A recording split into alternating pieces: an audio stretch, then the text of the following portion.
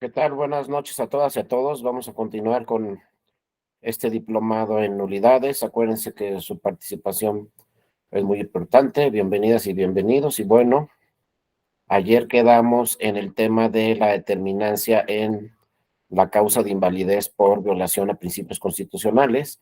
Hoy vamos a ver unos casos ya desde hace mucho tiempo donde se ha fijado de algunas formas la determinancia, porque como vemos, pues en las elecciones de senadurías, de diputaciones, de la presidencia de la República y también en las elecciones estatales, pues todas las causales de nulidad hablan de la determinancia. Entonces, bueno, vamos a ver algunos casos importantes relacionados con la determinancia. Ya desde hace mucho tiempo, pero estos criterios se siguen tocando hasta la fecha, por eso les traigo estos asuntos que ya tienen mucho tiempo en el tribunal, pero que de alguna forma crearon nuevos criterios sobre cómo fijar en algún caso la determinancia, es decir, revisar si el tema es determinante o no para anular la elección, porque es el último elemento que se tiene que configurar para que se actualice la causal de nulidad, pero obviamente es el más complejo, ¿no? La ley le deja una labor a los tribunales muy difícil de resolver cuándo es determinante y afecta el resultado final de la elección y por lo tanto se debe de anular la elección, y cuando no es determinante, es irregularidad, aunque sea muy grave, y por lo tanto debe quedar válida esa elección. Entonces, ha habido muchísimos casos. Vamos a revisar algunos de cómo podemos en alguna forma fijar la determinancia, también pensando pues ya en las elecciones de 2024, que en algunos casos pues podría suceder, ¿no? Que se tuviera que revisar si el tema es determinante para anular la elección o no. Fíjense, esta es la elección de gobernador en Durango. Este fue el cómputo estatal, fue una elección, ya fíjense, en el 2009 o por ahí del 2010 se celebró esta elección para la gobernatura en Durango. Y vean, en esos tiempos la coalición se llamaba Durango nos une. Era en aquellos tiempos cuando se coaligaban el PAN, el PRD y Convergencia. Tuvieron 279,000 votos, 595. Y el Partido Revolucionario Institucional, el PRI, en Durango, que por cierto es de los 3 estados que todavía el PRI, bueno, de los 2 estados, porque ya no, el Estado de México ya no, solamente creo que es en Durango y pues en Coahuila, donde todavía gobierna el PRI, de los 32 ya nomás queda 2, ¿no? Bueno, aquí en esta elección del 2010, pues el PRI va solo, porque era un partido muy fuerte en esa entidad federativa, que insisto, pues sigue siendo un partido muy fuerte, y obtuvo 295,027. O sea, una elección muy cerrada, y entonces obviamente la coalición Durango nos une, pues impugnó la elección de la gobernatura, y el asunto primero, acuérdense, cuando se impugna una elección de una gobernatura, el asunto primero llega al Tribunal Electoral del Estado, y después, si no estamos de acuerdo con la sentencia del Tribunal Electoral del Estado, nos vamos al Tribunal Electoral Federal, a la Sala Superior, por tratarse de gobernaturas. Pero, ojo, este tema es muy importante y después lo vamos a ver. Cuando llegamos al Tribunal Electoral, al federal, ya no vamos a impugnar los resultados. Ante el Tribunal Electoral Federal vamos a impugnar la sentencia del Tribunal Electoral de Durango.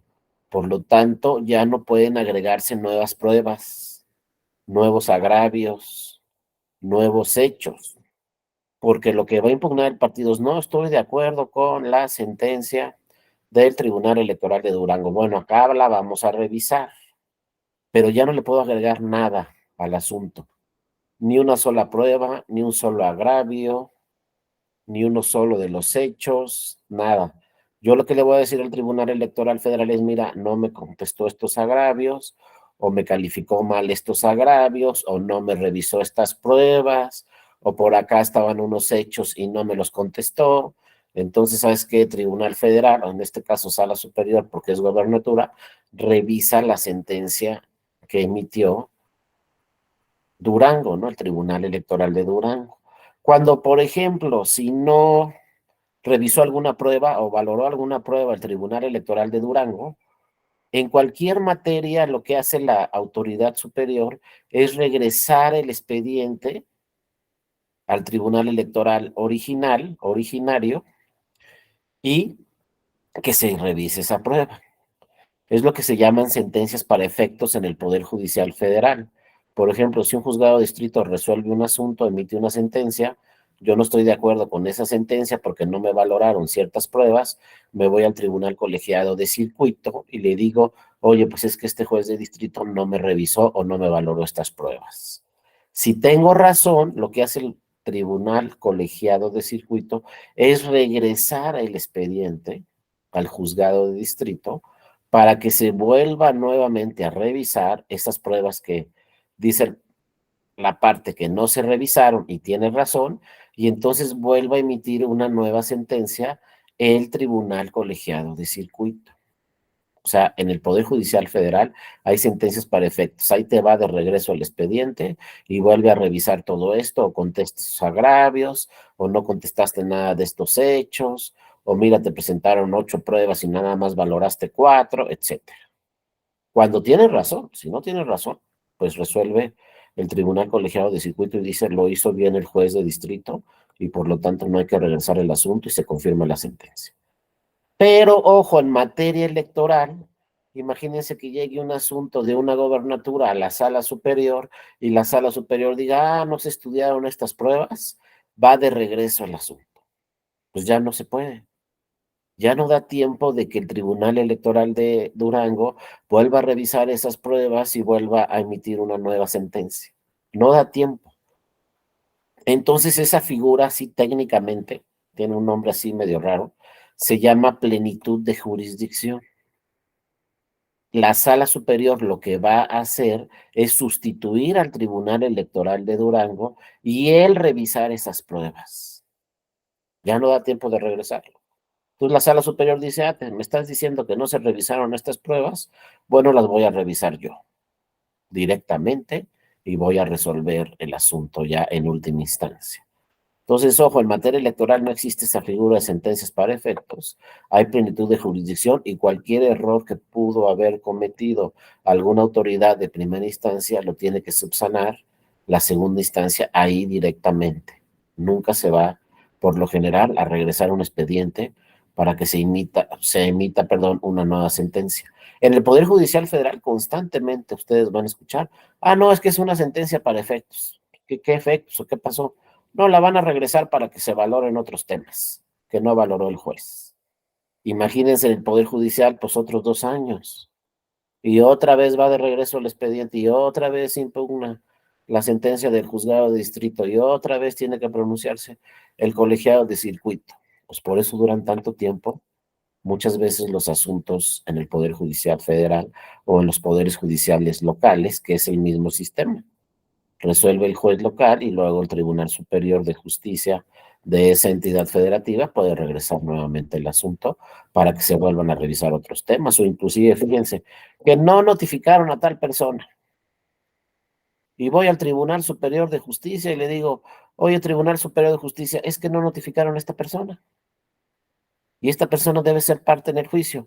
¿Saben qué pasa? Regresan el asunto otra vez al juzgado para que vuelva a iniciar todo el juicio porque no citaron a una persona que tenía que comparecer en juicio. Y ahí está, ¿no? La realidad de nuestro sistema, que hay asuntos que duran 3, 5 años, 10 años, 15 años. 17 años, como les platiqué, 2 personas que tenían 17 años sin sentencia definitiva en materia penal, pues fueron a la Corte Interamericana de Derechos Humanos a decirle, oye, yo tengo 17 años y todavía no se resuelve mi asunto y la pena máxima creo que era de 12 o de 8. Y yo tengo 17 y todavía no me resuelven mi asunto. Pero bueno, ya regresamos a lo electoral. Entonces, primero esto se impugnó ante el Tribunal Electoral de Durango. Y entonces imagínense, ustedes si fueran abogadas o abogados de esta coalición Durango nos une, pues qué causal de nulidad harían valer. Fíjense, estamos hablando de 2010, para que vean cómo ha evolucionado el derecho electoral. En 2010 no había las constitucionales, En 2010 no existía violencia política en razón de género. En 2010 no existían otras causales que ya están en la ley, sobre todo las de la Constitución. Entonces, ¿cuál harían valer en ese 2010? Y entonces la que menos nos imaginamos fue la que hizo valer la coalición. Presión e intimidación a los electores en las casillas. O sea, cuando ustedes ven esa causal de nulidad de casilla, porque así llegaron, es que se afectó la votación en las casillas, pero ¿cómo que en las casillas? Sí, se afectó la votación en las casillas porque presionaron a los electores y los intimidaron. O sea, esa es la más difícil de acreditar en una casilla, ya las vimos. Y la irregularidad más difícil de acreditar es pues, presión en el electorado. No, pues que me presionaron, pues a ver las pruebas. Es muy difícil, ¿no? Intimidación, que me intimidaron y por eso cambió mi voto. Pues también es muy difícil de acreditar. Y ver cómo llegan con el agravio al tribunal electoral, ¿no? Y le dicen, personas realizaron un operativo de violencia, intimidación y manipulación en la jornada electoral por medio de robo de urnas y disparos de armas de fuego que logró intimidar a los electores, funcionarios de casilla y representantes de partidos. Entonces llega la demanda y le dicen al tribunal, hubo robo de urnas y disparos. Entonces ya te quedas pensando, ¿a poco? Sí, ¿no? Pero viene el tema de las pruebas, ¿no? Principalmente en las ciudades de Victoria, Durango, o sea, de Durango, la capital, Gómez Palacios y Lerdo, que son los municipios más grandes del estado, derivado de la falta de coordinación entre instituciones de seguridad pública y una actitud deliberada del Instituto Electoral local. Pero lo primero aquí, pues que piensa un tribunal es, a ver, dame las pruebas del robo de urnas y disparos. Uno. Y dos, robo de urnas y disparos en cuántas casillas, para que sea determinante, ¿no? A cuántos funcionarios, a cuántos electores, a cuántos representantes se intimidaron con este tema de robo de urnas y disparos, cuántos fueron y en cuántas casillas. Y entonces, fíjense, el partido presenta unos mapas y dice mapa 1. Tiene 3 círculos este mapa 1. El círculo del centro es donde existió el robo de urnas y disparos. En el primer círculo fue en 2 casillas. Estamos hablando de todo el estado. En el segundo círculo fue en una casilla. Y en el tercer círculo que ofrecen como prueba de este mapa fue en otra casilla. Y aquí están, miren, nos dice el partido. Mira, fue en el distrito 1 del estado y fue en 4 casillas. Y entonces ya empezamos con las preguntas, ¿no? Pues hubo robo de armas y disparos en 4 casillas. Pues se asustaron los de esas casillas. ¿Cuántos pueden ser en total? Luego presenta mapa 3 aquí y dice, mira, aquí te estoy especificando todas las secciones, todas las casillas que hay, y en estas 4 se acreditó claramente los disparos y el robo de urnas. El natal tal, y el natal, y el natal, y el natal. Son 4. Entonces, primero que hay que revisar, ¿son graves las violaciones? ¿Son violaciones sustanciales? Pues ya estamos pensando lo mismo, ¿no? Pues sí, ¿no? En el caso concreto, fíjense lo que contestó el tribunal. Es claro que la sustracción de los votos emitidos por las ciudadanas y ciudadanos y la presencia de disparos de armas de fuego en una sección electoral son elementos, dice el tribunal, si hay disparos, son elementos que impiden de manera directa que los votos sean contabilizados. Obviamente, se afecta la tranquilidad y el orden que se debe desarrollar en la jornada electoral, por lo que resulta claramente que son violaciones sustanciales del sufragio libre. Resulta inocultable que son violaciones sustanciales. Pero que aquí, ¿qué es lo principal? Que ya el tribunal está diciendo, sí se presentaron. Tengo las pruebas donde sí se presentaron los disparos y el robo de urnas en esas 4 casillas. O sea, quedó acreditado en el expediente que sí existió ese tema de disparos y de robo de urna. Luego son graves, violaciones graves, para que se actualice la causal, ¿no? Asimismo, se torna evidente que las violaciones son graves, pues al haberse robado las urnas que contienen los votos de los electores, se afecta directamente la voluntad de los ciudadanos que han participado durante la jornada electoral. No, pues sí es obvio que son violaciones graves. En este orden es que se debe considerar que se trata de violaciones plenamente acreditadas, así dijo el tribunal, que son sustanciales y graves en las casillas antes anunciadas, 4 casillas. Entonces, vean, ya tenemos las violaciones graves, las violaciones sustanciales, pero nos falta, ¿fueron generalizadas las irregularidades o no? Y se dice, en efecto, no se encuentra acreditado que los hechos ocurridos en la jornada electoral hayan trascendido de manera significativa a casillas diversas a las que fueron directamente objeto de tales actos, ni mucho menos que hayan afectado en toda la entidad. Y contesta el tribunal, no, pues sabes que no es generalizada. Sucedió en 4 casillas. ¿Cómo se van a asustar todos los ciudadanos si ya no van a ir a votar para que sea determinante? Si nada más fue en 4 casillas y uno de los estados más grandes en el país es Durango.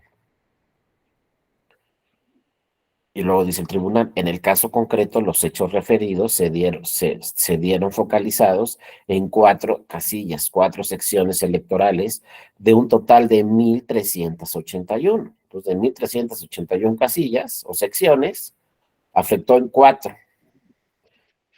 Y durante las últimas horas de la jornada electoral, y si bien fueron cubiertos, aquí viene el problema, ¿no? Si bien esos temas fueron cubiertos por los medios de comunicación, no es factible conceder que estos hechos pudieran haber afectado el resto de la elección por un solo evento. ¿Qué dijo entonces el partido en su demanda? Es que el partido en su demanda dice, sí, yo tengo claro que solamente fueron 4 secciones, nada más que creo que fue a la 1 de la tarde, algo así. A la 1 de la tarde salió en radio y salió en televisión y se dijo así de forma generalizada. Hay robo de urnas y disparos en la elección en Durango. Hay robo de urnas y disparos. Tengan mucho cuidado. No le dijeron a la ciudadanía, a los medios de comunicación, que solamente eran en 4 casillas. Los medios de comunicación, pues quisieron advertirle a la ciudadanía, ¿sabes qué? Salir a votar está peligroso. Y en lo que veían cuántas o no fueron, si fueron 4 casillas o si fueron más, si era un distrito o era todo el estado, pues cómo reaccionaron los medios de comunicación. Dijeron, hay robo de urnas y disparos, está muy peligrosa la elección.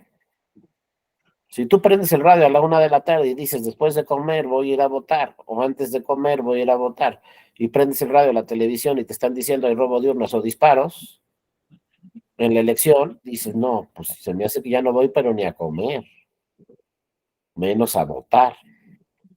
Pero viene la pregunta, ¿no? La determinancia. Al Tribunal Electoral de Durango, pues ¿es determinante o no? ¿Cómo vas a decir cuántos se asustaron o cuántos no se asustaron? ¿Cuántos se intimidaron o cuántos no? Si está claro que en 4 casillas sí sucedió y también está muy claro que los medios de comunicación pues transmitieron ese mensaje. La elección está muy peligrosa, hay robo de urnas y hay disparos en esta elección. Y ojo, 2010, ¿eh? Imagínense esto en estas fechas con redes sociales, la que no se arma con redes sociales. Porque en redes sociales salen los disparos en una casilla y con eso podemos intimidar a toda la ciudadanía en una entidad federativa. No había redes sociales, se referían medios de comunicación, radio y televisión. El problema es que sí se dio la noticia en radio y televisión, pero fue en 4 casillas. Entonces, pues realmente todos los demás que votaron, pues a lo mejor votaron y ya después se enteraron, no sabemos. Pero ¿cómo le hace el tribunal para revisar este tema? Inclusive, pues la sala superior, llegó hasta la sala superior. ¿Cómo le hace el tribunal de Durango y la sala superior para tratar de salvar la elección? Porque acuérdense, Cuando se impugna la votación o cuando se impugna toda una elección, el trabajo de los tribunales electorales es interpretar la norma para proteger esa votación, no para anularla, como dice el primero de la Constitución. Tu autoridad busca la protección de los derechos humanos, no busques la restricción.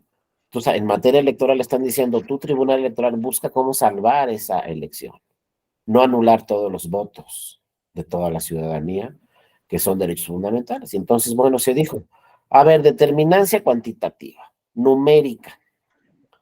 En efecto, el caso no se actualiza la existencia de una determinancia numérica en atención a que la cantidad de votos que pudieron verse involucrados en los hechos aludidos es mucho menor a la diferencia entre el primero y el segundo lugar. Imagínense que anulemos todos los votos de esas 4 casillas, de todos modos sigue ganando el primer lugar. No fueron tantos, sí fue un número importante, pero no fueron tantos votos como para que cambiara el resultado con esas 4 casillas. Pero ¿cómo resolvemos el tema de que se asustó la ciudadanía y ya no salió a votar? En general, en todo el estado. Y entonces aquí dijo el tribunal, la otra determinancia, la cualitativa. ¿Hubo intimidación? ¿Se asustó la ciudadanía o no? ¿Salieron a votar o no salieron a votar? ¿Se enteraron todos de lo que decía el radio y la televisión o no se enteraron? O de plano a la 1 de la tarde ya había votado la mayoría de la ciudadanía. ¿Cómo sacamos ese parámetro? Y entonces dice el tribunal, y lo confirma no la sala superior. Asimismo, tampoco cabría considerar que se afectó la elección de manera cualitativa, dado que solo se tiene evidencia de que estas irregularidades afectaron a una porción mínima de la elección, a 4 casillas. Y vean cómo dice el tribunal, ¿no? Y no está demostrado que se hubiera generado un clima de incertidumbre o desánimo en la participación de los electores por los hechos acontecidos. Al contrario, dice el tribunal. Por el contrario, en este proceso electoral, tal como lo dijo el Tribunal Electoral de Durango, la afluencia de votantes es superior a la registrada en la elección del 2007. O sea, ¿cómo se fijó la determinancia cualitativa? Dijo el tribunal, no, pues ¿sabes qué? Salieron más a votar que en el 2007. Por lo tanto, no puedo decir yo con una prueba evidente que existió incertidumbre, desánimo y no participó la ciudadanía en esa elección. Entonces vean cómo hay muchas formas de fijar la determinancia. Si hubieran votado los mismos que en el 2007 o menos, entonces sí, hubo incertidumbre, desánimo y se tendría que haber anulado la elección, pero votaron más que en la anterior. Entonces dice el tribunal, no se va a anular la elección. ¿Cuál es aquí la inconsistencia que se tendría que revisar? Quizá que se refiere el tribunal electoral de esos tiempos, ¿no? Del 2010, de Durango en la elección anterior. ¿Qué tendría que haber hecho el tribunal electoral de Durango? No solo revisar en la elección anterior, sino revisar en la otra anterior de gobernador, de la gobernatura. No solamente en la anterior, porque la anterior fue de ayuntamientos y de diputaciones, pero no de gobernatura. Tendría que haber comparado esta elección de esta gobernatura frente a la otra elección de gobernatura, misma elección. O las dos, se agarra la de la gobernatura y se agarra también la de ayuntamientos y para decir, mira, en ninguna de las 2 elecciones anteriores votaron como en esta elección. Y hubiera quedado más, de una forma más clara, que pues sí salió la ciudadanía a participar, que sí votaron independientemente de esos 4 acontecimientos que sucedieron en las 4 casillas, pues tuvieron mayor votación que en la elección anterior. Y bueno, a lo mejor ese nuevo, podría haber dicho cuando se impugnó la sentencia, oye, pero también revisa la elección anterior de gobernador, pero no lo dijo el actor. Como yo les decía, no impugnó eso de la sentencia, no dijo el Tribunal Electoral de Durango, tenía que haber revisado la última elección, pero de gobernador. No lo dijo y entonces no se revisó. Por eso es tan importante los agravios que llegan. Acuérdense, el tribunal va a revisar hasta lo que diga la parte. Que son 8 agravios, va a revisar 8 agravios. El tribunal no podía decir, pero ¿sabes qué? También voy a revisar la de gobernador anterior. Si no lo pide el partido, pues no lo pidió. Y entonces nada más se revisó la inmediata anterior, que fue 3 años antes, y los resultados fue que votaron mucho más ciudadanía en esta que en la anterior, y por lo tanto no se acreditó la incertidumbre o desánimo. Pero vean, así son las formas que se tienen muchas veces, pues para revisar si es determinante o no. No hay de otra. Entonces, ojo, cuando pasen una casilla es el mismo criterio. No, pues que en esta casilla había una persona intimidando a los electores y le decía a los electores, oye, vota por tal partido. ¿Es determinante o no? Pues lo que hace el tribunal es saber cuántos votaron en esa casilla en esta elección, cuántos votaron en la anterior. No, pues que en esta casilla votaron más en esta elección que en la anterior, entonces no se intimidó el electorado.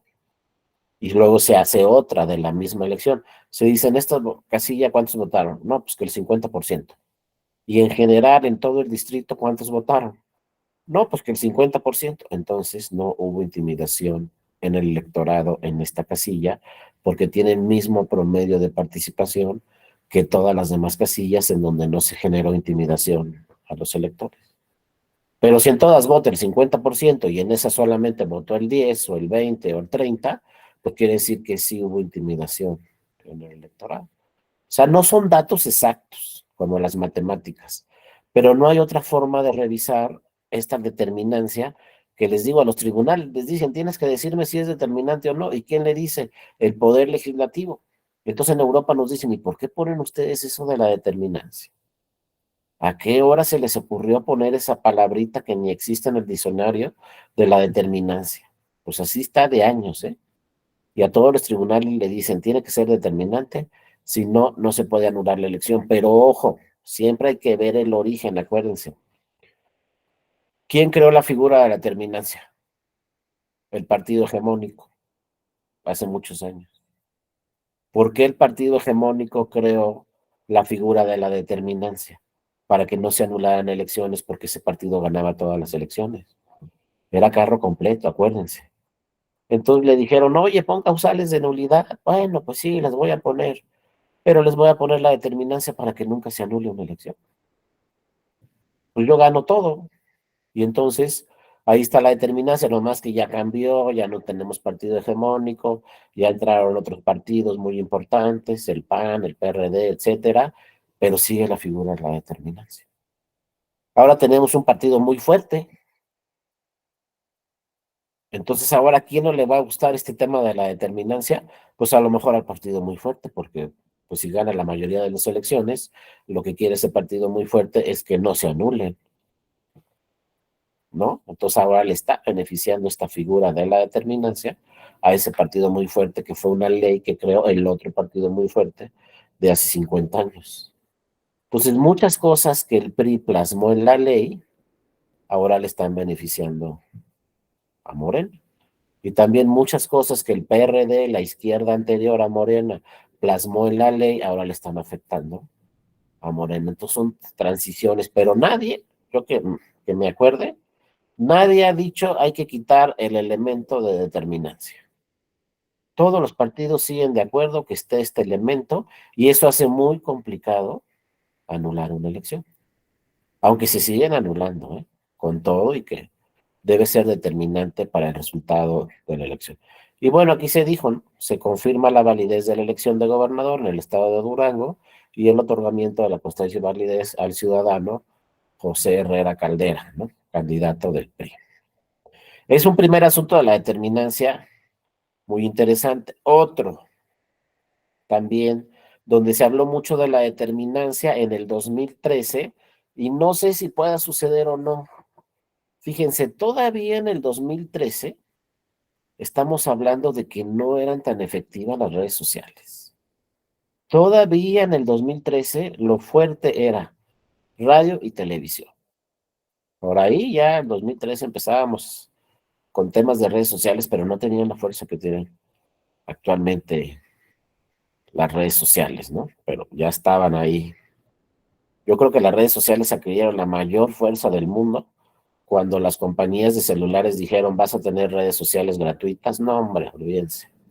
Se soltó el tema de redes sociales y ahora uno va y contrata un plan y te dicen las redes sociales son gratuitas. No, pues casi casi te dicen ahí puedes estar las 24 horas checando redes sociales y te va a costar lo mismo. Pero bueno, 2013, en 2013 pasaron dos temas muy importantes. El primero es que la ley decía que la última instancia en ayuntamientos, en elecciones de ayuntamientos, era las salas regionales del tribunal. Que la sala superior no podía revisar asuntos de que se anulara una elección en ayuntamientos, porque la última instancia era las salas regionales. Como que el Poder Legislativo dijo, bueno, vamos a crear las salas regionales y las vamos a dejar como última instancia en ayuntamientos. Y entonces le quitamos esa carga tan fuerte a la sala superior que revise todos los temas relacionados con ayuntamientos, que sean las salas regionales, y como son 5 salas regionales, pues que sea la última instancia. Pero no era lógico en el sistema.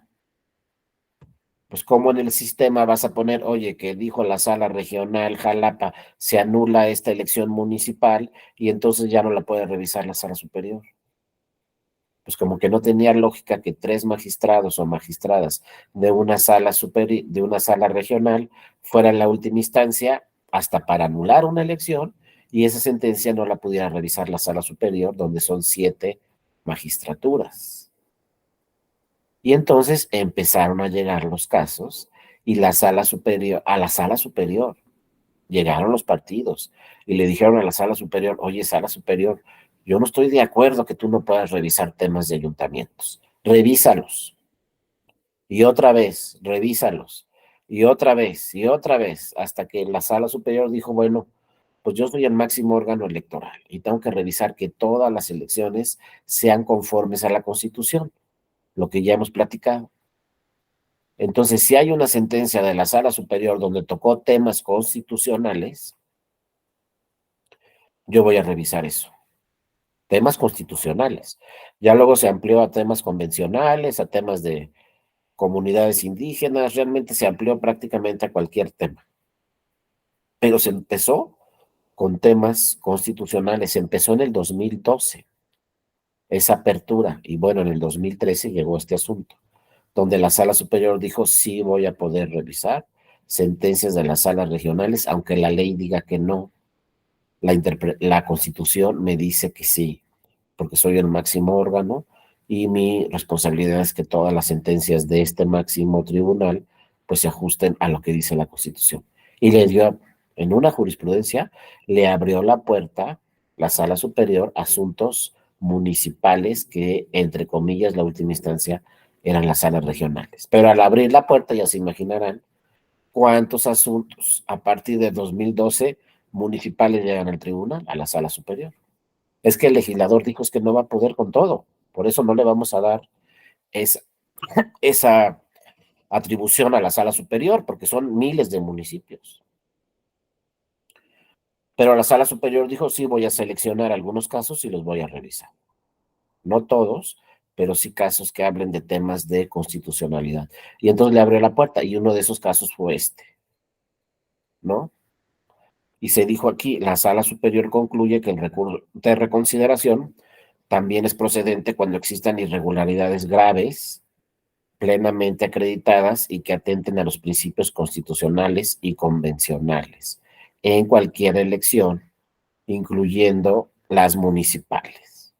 Cuando sean temas de constitución o temas de convenciones, de tratados internacionales, existan irregularidades graves y plenamente acreditadas, yo voy a poder revisar esas sentencias de las salas regionales. Y ahí quedó la jurisprudencia y sigue vigente. ¿Y sabe por qué sigue vigente? Porque a los partidos les pareció bien tener una segunda instancia ante la sala superior en cualquier elección municipal. Y va a seguir seguramente esa jurisprudencia para el 2024. Entonces también dijo la sala superior, en el caso el partido Movimiento Ciudadano aduce ante la sala regional que resolvió el asunto que se planteó un tema de constitucionalidad. ¿Y por qué le dijo Movimiento Ciudadano en la Sala Superior? Es un tema de constitucionalidad porque habla de certeza y seguridad jurídica. Y son temas que están en la Constitución y entonces tú, Sala Superior, lo tienes que revisar. ¿De qué se trataba el asunto? Y dijo, ¿no? Era un asunto, creo que en Veracruz, y se dijo, el recurrente señala que el Tribunal Electoral Local de Veracruz no ordenó la apertura de todos los paquetes. ¿Y por qué se tenía que ordenar la apertura de todos los paquetes? Y dice, ¿no? La parte que llegó hasta la Sala Superior. Porque había boletas falsas en esa elección. Se encontraron boletas falsas. Entonces tenía que haber hecho dos cosas el instituto y luego el tribunal. ¿Cuáles dos cosas?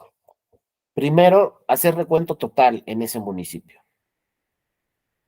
Dos, anular la elección por boletas falsas.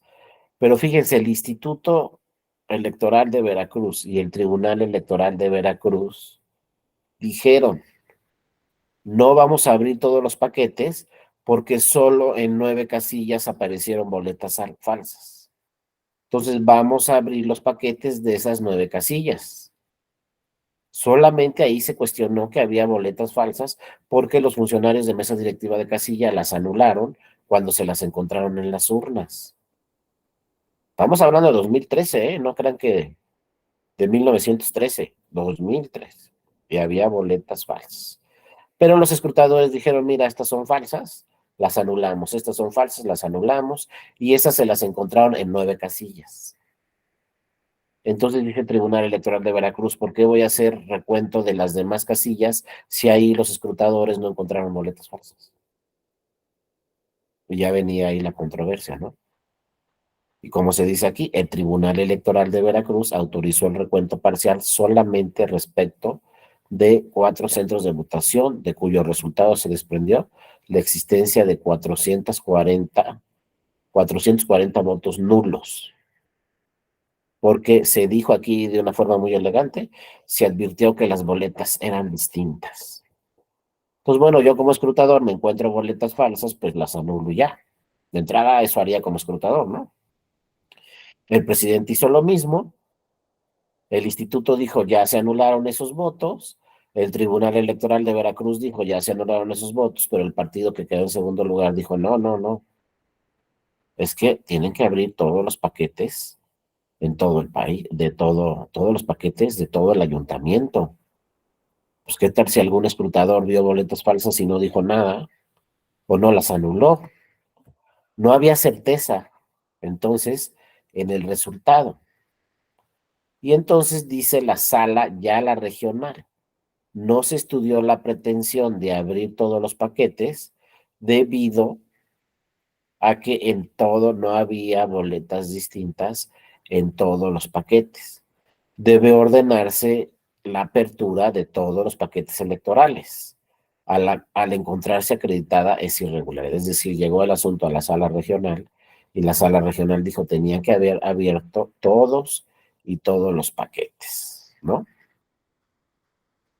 Pero después viene el tema y llega hasta la sala superior y a la sala superior se dijo, es que en la demanda, ya ante la sala superior se dice, se tienen que hacer dos cosas. La apertura y recuento de la votación de todas las casillas del ayuntamiento, todas, y dos, la determinación del Tribunal Electoral relativa a que las irregularidades acreditadas sí vulneraron el principio de certeza y por lo tanto debía declararse la nulidad de la elección, porque había boletas falsas. Entonces había ahí dos puntos a revisar. Primero, ¿se abren todos los paquetes y se anulan todos los votos falsos? ¿O nada más se abren los paquetes donde sí había boletas falsas, como lo dijeron los funcionarios de mesa directiva de casilla? Había esas dos posiciones y total el asunto llegó hasta la sala superior. ¿Y qué creen que dijo la sala superior? Lo que nadie se imaginó. No vamos a abrir ningún paquete. Simple y sencillamente, si hay boletas distintas en esa elección, se vulnera el principio de certeza, que es un principio constitucional, y por lo tanto debe anularse la elección. Ya no voy a revisar determinancias, dijo. ¿Saben qué? No es posible que en un proceso electoral aparezcan en el 2013 boletas falsas o boletas apócrifas. Por lo tanto, voy a anularla. Y la Sala Superior anuló la elección. Ya sin recuento, dijo, no vamos a hacer ningún recuento. Simplemente, si yo advierto que en 2, 3 casillas hay boletas falsas, lo que procede es anular toda la elección, porque se vulnera el principio. Y se anuló toda la elección y tuvimos que irnos a elección extraordinaria. Pero es otro tema de la determinancia. Aquí dijeron, no, no le vamos a revisar cuántos votos se afectaron y no vamos a abrir todos los paquetes para ver si hay más boletas falsas o no.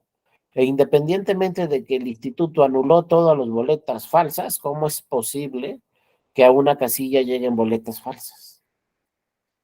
O sea, parece que les digo que estábamos hablando de 1913 y no de 2013, y entonces la Sala Superior decidió anular la elección de tajo y dijo, no vamos a determinancia, simplemente se afectó de una forma gravísima el principio de certeza y legalidad, y con eso anulamos la elección. Entonces vean cómo va cambiando la figura de la determinancia al caso concreto. Por eso si a mí me preguntan, oiga, ¿qué crees? ¿Es determinante o no? Les voy a decir, no, no sé, tengo que revisar el caso concreto. Aquí le dijo la Sala Superior rápido al que presentó la demanda, ¿sabes qué? Movimiento Ciudadano, vamos a anular la elección y punto, ¿no? Y se anuló la elección y bueno, así quedó el asunto porque se dijo, se vulnera el principio de certeza, es decir, el principio de certeza en materia electoral significa que la preparación, realización y calificación de las elecciones debe de revestir con una total convicción, generar una situación de absoluta confianza por parte de los actores políticos y sociales, a efecto de impedir que queden vacíos interpretativos y dudas, para que finalmente los votos emitidos produzcan un resultado convincente y veraz. Por ello es necesario que el sufragio sea auténtico y libre y por lo tanto se anula la elección. Ahora, por ahí yo no tengo las pruebas ni nada, ¿no? Pero por ahí comentaron pues que había sido el crimen organizado el que introdujo esas boletas para que se anulara la elección. Pues quién sabe. Eso ya no se pudo acreditar en el expediente. Pero se anuló la elección, no hubo más que hacer, se tuvo que anular ahí directamente esa elección, pero vean cómo también nos cambió la figura de la terminancia y hizo valer aquí la Sala Superior también. Habló inclusive de tratados internacionales, que todos los tratados internacionales que están aquí, dice la Sala Superior, dice que debe haber elecciones auténticas. Y si me aparecen boletas falsas, independientemente de la determinancia, ya no son elecciones auténticas. No hay certeza y se anula la elección vía principios constitucionales y vía también principios de tratados internacionales y bueno, ahí no, se anuló la elección y se tuvo que convocar una elección extraordinaria. Pero imagínense, es cuando ya a partir de estos casos, pues la Sala Superior le daba más entrada a asuntos de ayuntamientos que tenían que ver con temas constitucionales y que tenían que ver con temas convencionales y empezó a aplicar ya a partir del 2012 tratados internacionales y también empezó a aplicar a partir del 2012 temas constitucionales, todo dependiendo de la reforma constitucional, acuérdense, la de derechos humanos, que fue en el 2011. Pues ya en el 2012 el Tribunal Electoral empezó a aplicar e interpretar ese primero de la Constitución. Inclusive aquí le dio vista, como dice aquí, la existencia de boletas falsas o apócrifas en una elección implica por su gravedad no solo la posible actualización de un delito en términos tales, sino que se vulneran estos principios y por lo tanto hay que anular la elección. Pero la Sala Superior obviamente le dio vista a la Fiscalía en atención a delitos electorales de Veracruz, pues para que le diera seguimiento también a la posible actualización de un delito o varios delitos, ¿no? En materia electoral. Después tenemos otro tema que se los traigo aquí ya para entrar después a las causales de nulidad. Este tema, acuérdense, es un tema complejo porque cuando se reformó la ley, ya lo hemos platicado un poco, cuando se reformó la ley en 2014, La ley cambió de ser una ley federal a una ley general. Acuérdense, antes era el COFIPE, Código Federal de Instituciones y Procedimientos Electorales, pero lo decía claramente la ley desde el 96, Código Federal. Y no había ley general de partidos políticos, nada más estaba el Código Federal. Entonces se entendía claramente que ese Código Federal aplicaba para elecciones federales, nada más. Pero viene la reforma 2014, nace el INE, que ya no es, tampoco es federal ya, se dice ahora el INE es nacional, nace el INE en 2014 y se deroga el COFIPE, la ley federal, y nacen dos leyes generales, la Ley General de Instituciones y Procedimientos Electorales y la Ley General de Partidos Políticos. Pero ¿por qué cambió de federal a general? Porque ahora la general aplica para todas las elecciones, para todas, no solo para las federales, también la ley general aplica para las elecciones en las 32 entidades federativas. Entonces ahora sí, por ejemplo, si nos dedicamos al electoral, antes, pues si yo quería ver un tema de una gobernatura en Colima, por ejemplo, pues nada más estudiaba el Código Electoral de Colima. Ahora tengo que estudiar el Código Electoral de Colima, la Ley General de Instituciones y Procedimientos Electorales, que también aplica, y la Ley General de Partidos Políticos, que también aplica para esa elección estatal. Tengo que estudiar tres leyes en vez de una. Y luego nos dice la ley, esta ley general. Cuando exista contradicción entre esta ley general y la del Estado, la que debe aplicar es esta, porque esta es la general. Y la estatal no debe de aplicar cuando haya contradicción en estas dos leyes. Pero el tribunal ha señalado, no, no vamos a aplicar la general o la local. No siempre va a ser la general, dice el Tribunal Electoral. La que vamos a aplicar es la que sea conforme a la Constitución, cuando haya contradicciones, ¿no? Y entonces, pues hay que revisar la ley general, hay que revisar la de Colima, hay que revisar la de Nayarit, la de la Ciudad de México, y si por ahí encontramos una contradicción, pues aplicamos la que sea constitucional.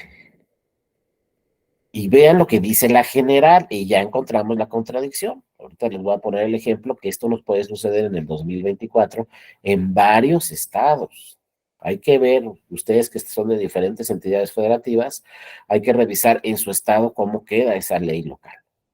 Porque vean lo que dice, la ley general dice, en caso de coaliciones, se sumarán los votos que hayan sido emitidos a favor de dos o más partidos coaligados y por esa causa hayan sido consignados por separado en un apartado correspondiente. Ya vimos, ¿no? Si votamos por la coalición, pues si marcaste los tres de la coalición, esa boleta va por separado en la casilla y ya lo platicamos cuando llega al Consejo Distrital, se distribuyen esos votos. Acuérdense que vimos, si son 11, le damos 3 a un partido, 3 a otro partido, 3 a otro, el número 10 al que tuvo mayor votación de los tres, y el número 11 al que tuvo mayor votación de los dos que quedan. Entonces dice la ley, la suma distrital de tales votos se distribuirá igualitariamente entre los partidos que integran la coalición. Cada quien, ¿no? 3, 3 y 3. Y luego dice la ley, de existir fracción, los votos correspondientes se asignarán a los partidos de más alta votación. Entonces le damos el 10 al de más alta votación de los tres y le damos el 11 a que tuvo mayor alta votación de los dos que quedan. Esto lo dice la ley general. O sea, ¿qué dice la ley general? No puede haber candidaturas comunes. Los votos se tienen que distribuir igualitariamente. Si hay una candidatura común, ¿cómo distribuyo los votos si es un solo emblema? Entonces, aquí hay una grave contradicción de esta ley frente a la ley local de algunos estados, que en algunos estados todavía existe la figura de la candidatura común. A nivel federal, en senadurías, diputaciones y presidencia, ya no está, no la van a encontrar a partir de 2014. No pueden los partidos en este momento decir, para el 2024 vamos a ir en candidatura común. Esa figura es inconstitucional en materia federal. Se tienen que distribuir los votos. Nada que en un convenio de los partidos se distribuyen los votos. No tiene que ser el ciudadano el que escoja cuál es su voto, ¿no? Y entonces esto se impugnó, ¿no? Porque la Ley General de Partidos Políticos sí decía en este artículo, ¿no? 87, los partidos políticos no podrán distribuir o transferir votos mediante convenios de coalición. ¿Cuál era la otra ley que les decía? La Ley General de Partidos Políticos. También aplica para todas las entidades federativas. Y nos dice, los partidos políticos no podrán distribuir o transferirse votos mediante convenios de coalición. Entonces, la Ley General nos dice que no, de instituciones y procedimientos electorales. Y la Ley de Partidos Políticos también nos dice que no. ¿Y entonces qué pasó aquí? Esta es la del Estado de México, de hace 15 días.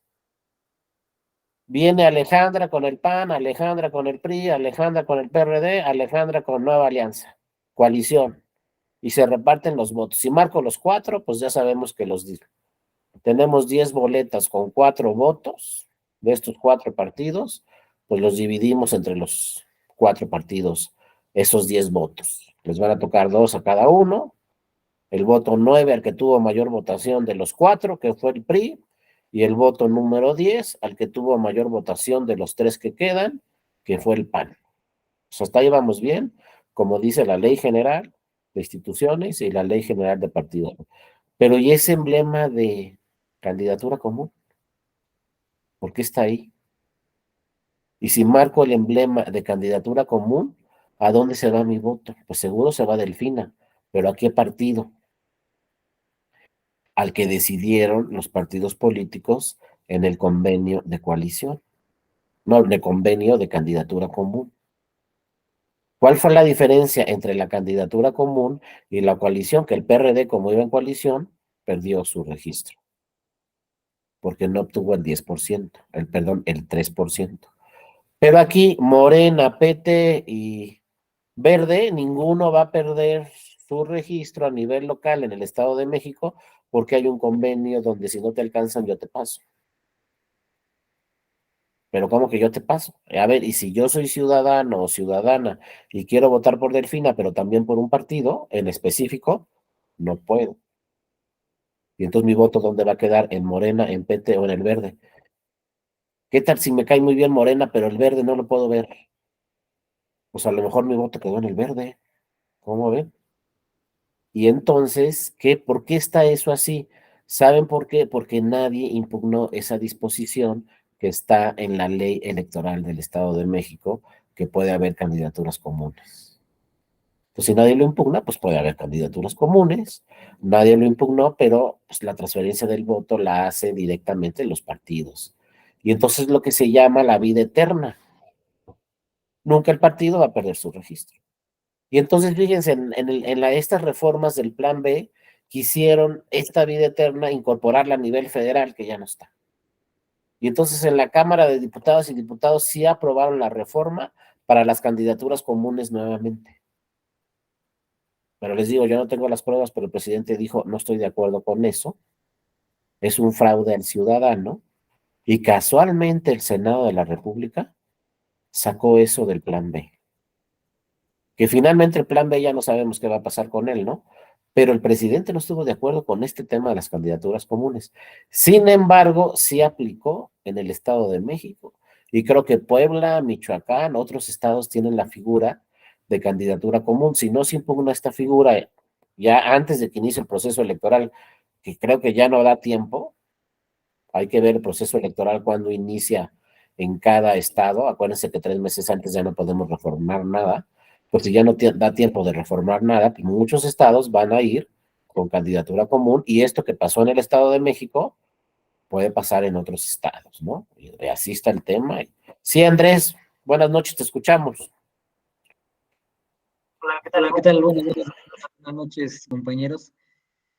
Sí, aquí en el Estado de Hidalgo sí existe la figura de la candidatura común, y justo me quedé pensando y revisé, pero aquí en Hidalgo sí se establece que cuando se haga o se vaya por una candidatura común, los partidos políticos deben establecer en qué porcentaje van a aportar para este candidato en común, ¿no? Vamos a poner un ejemplo. Entra el PRI, el PRD y el PAN, ¿no? Que es la coalición que están haciendo, unión que están haciendo estos partidos. Y van a decir el PRI, pues yo entro con el 40% y los otros dos con 30 y 30, ¿no? Y así de ese porcentaje que se pacta en esta candidatura común es como se van a repartir los votos. El 40% de los votos será para el PRI y el 30 y el 30 para el PRD y el PAN. Aquí en el código del Estado de Hidalgo sí lo establece así, o sea, sí lo tiene definido, ¿no? No como en el del Estado de México, que como dice aquí el doctor, pues no se sabe para quién va a ir o en dónde va a quedar. En el de aquí, en el código del Estado de Hidalgo, sí hace mención que se deberá establecer en ese convenio de candidatura común en qué porcentajes se van a ir los votos. Es mi participación. Muchas gracias, Andrés, pero bueno, ahí el tema también sería, por ejemplo, si en Hidalgo vota el 60% por el PRI, la ciudadanía vota en 60%, 20% se va a ir a otros partidos, no al que decidió la ciudadanía. Entonces seguimos con el tema de la candidatura común de que, yo quería votar por el PRI, pero como el PRI obtuvo 60% de los votos y él dijo, para mí es el 40%, pues a lo mejor mi voto se va a otro partido, que yo no quería que mi voto se fuera a ese partido, ¿no? Pero, ojo, así están las leyes locales, y es lo que les digo, no se fijaron, o no sé si es intencionalmente, pero cuando nacen las leyes generales que aplican para todas las elecciones, y en las leyes generales se dice no puede haber transferencia de votos, no puede haber candidaturas comunes, pues lo normal es que los congresos estatales dijeran, pues vamos a reformar nuestro código electoral local para que quede como la ley general y no exista esta figura de las candidaturas, pero no reformaron los códigos en 2014, ni en el 15, ni en el 18, ni en el 21, y ya creo que no da tiempo para el 24. Entonces así va a quedar, y entonces, sí les digo nada más, piensen muy bien que si votan por una candidatura común, pues ahí al que están favoreciendo directamente es a la candidatura. Ahí sí. Y si votan en coalición, como acá en el Estado de México, pues también hay que pensar muy bien por cuál de los 4 partidos, porque pueden perder su registro, como sucedió con el PRD. Ya no vi la votación de Nueva Alianza, pero el PRD no alcanzó el 3%, entonces perdió su registro local. Entonces, no sé, por ejemplo, una estrategia política, a lo mejor si el PRD hubiera ido con Delfina, no pierde su registro, porque ahí asegura el 3%. Pero bueno, son estrategias de los partidos, pero yo insisto, si ya se pronunció la Corte en el 2008 y dijo esto no se puede, se reformó la ley en el 14, se quitó de la ley general, ¿por qué a nivel local sigue la figura? Y además las dos, vean aquí esta boleta es rarísima, ¿no? Donde una candidata dijo yo me voy en coalición y la otra candidata dijo yo me voy en candidatura común. También es muy raro tener solo 2 candidatos en una elección, y más raro 2 mujeres. O sea, nadie participó más que 2 candidatas. Y las 2 candidatas ganaron a todos los partidos políticos, pues que son los que tienen todavía registro a nivel federal, que son 7. Estos son los 7 que vamos a encontrar en todas las elecciones federales, pero esta boleta nunca la vamos a ver en una elección federal, porque la elección federal, el emblema no puede ya ser de la candidatura común. Tienen que ir los partidos también en lo individual. Pero bueno, ahí está, ahí les dejo esto que quedó. No crean que también fue hace muchos años, esto es hace 15 días. Esta fue la boleta que se utilizó en el Estado de México, y este tema nadie lo cuestionó, todos estuvieron de acuerdo, y como nadie lo impugnó, pues quedó vigente para el 2023 en el Estado de México. Y hay que ver si nuestro Estado maneja esa figura, y pues que los partidos vean cuál es su estrategia política. Si no quieren perder su registro, pues a lo mejor es la última vez que pueden aprovechar esta figura de las candidaturas comunes para, por lo menos, para amarrar el 3%. A nivel local, a nivel federal no se va a poder. Entonces, si a nivel federal no tienes el 3%, vas a perder tu registro, como le sucedió al PES y a los otros 2 partidos que compitieron en el 2021. Bueno, después de estos datos que les traje, ahora sí vamos a entrar ya directamente a estas causales de nulidad de la Constitución. Solamente vamos a ver algunos temas y ya mañana terminamos de revisarlos. Estas nuevas causales se crearon en 2014. Con el INE y con estas leyes generales se agregaron estas causales de nulidad. Pero fíjense, las leyes federales, estas generales, perdón, pues se supone que son más importantes que las locales, porque deben aplicarse la general sobre la local. Entonces uno podría pensar, bueno, que las nuevas causales de nulidad se establezcan en la ley general para que se aplique también en la local, porque si hay contradicción, pues se tiene que aplicar la general sobre la local.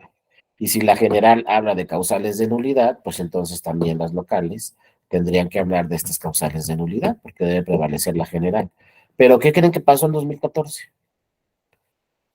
Dijo el legislador, no, no, no, ¿saben qué? En la Constitución. Que en la ley general no, primero en la Constitución. Y se armó ahí el debate y muchos preguntaron, oye, pero ¿por qué quieres causales de nulidad en la Constitución? Siempre han estado en la ley. ¿Por qué quieres plasmar estas nuevas en la Constitución? Pues con la ley general es suficiente, con que esté en la ley general y en las leyes locales, pues ya con eso es suficiente, se tienen que aplicar. No, las quiero en la Constitución por dos cosas. Uno, para que apliquen en todas las elecciones, incluyendo la presidencia de la República, hasta cualquier ayuntamiento. Por eso las quiero en la Constitución. Y dos, para que no impugnen la norma. Porque si las pongo en la ley, capaz que llega alguien e impugna ante la Corte esa norma y le dice a la Corte, es inconstitucional esta causal de nulidad, no sé qué, y me aplican. Pues para evitar cualquier controversia, dijeron, los vamos a poner en la Constitución, y si están en la Constitución, absolutamente nadie la puede impugnar. ¿Y qué creen? Pues que están en la Constitución. Y entonces se les dijo a todos los estados, tienen que incorporarlas también en sus leyes porque están en la Constitución. Y si no las incorporan, de todos modos van a aplicar para sus procesos electorales. Pues, ¿qué hicieron todos los congresos estatales? Absolutamente todos reformaron sus leyes electorales y plasmaron estas causales. No pasó como que las candidaturas comunes.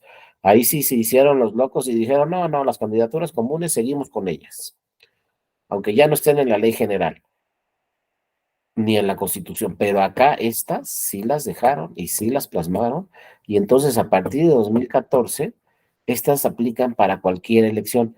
Ojos, incluyendo la presidencial. Acuérdense que históricamente no quería el legislador como que se anulara la elección presidencial, y ya vimos ayer o antier las que se plasmaron, 3 nada más. Ah, pues llega el 2014 y dicen, vamos a plasmarlas también para la elección presidencial. Sí, adelante, Andrés, te escuchamos. Sí, bueno, y era en este sentido, doctor, que menciona, ¿no? Esta reforma de 2014 es una de las reformas más importantes que ha tenido México, junto a las que ya hemos comentado en otras clases, pero también, de hecho, en algunas clases lo quise comentar, pero lo olvidé, que esta reforma que se quiso hacer o que se está intentando hacer, que ya se denomina como el Plan B, pues que no pasó, parte de la idea de que no hubo un consenso entre los partidos. Y en 2014, pues todos los partidos estaban en la misma sintonía, y de ahí que usted menciona, por ejemplo, que la misma Constitución, en el artículo 41, pues se establezcan las nulidades, cuando pues para eso tenemos las leyes secundarias, ¿no? Pero pues quedaron desde la Constitución y ahí sí no hay forma de decir que pues no están. Y parte de lo que usted mencionaba, de un gran acuerdo de las diferentes fuerzas políticas. Exactamente, es que fíjense, en el 2014, como dice muy bien Andrés, la izquierda supo muy bien cómo aprobar legislación que favoreciera a la izquierda. Y la izquierda convenció al PRI y al PAN para que se hicieran reformas constitucionales de la Constitución muy importantes y estuvieron de acuerdo. Fíjense, piensen en 2014, sitúense en 2014. ¿A quién le convenía más crear estas causales de nulidad? Pues a la izquierda. Porque ¿quiénes ganaban las elecciones en el 2014? ¿El PRI o el PAN?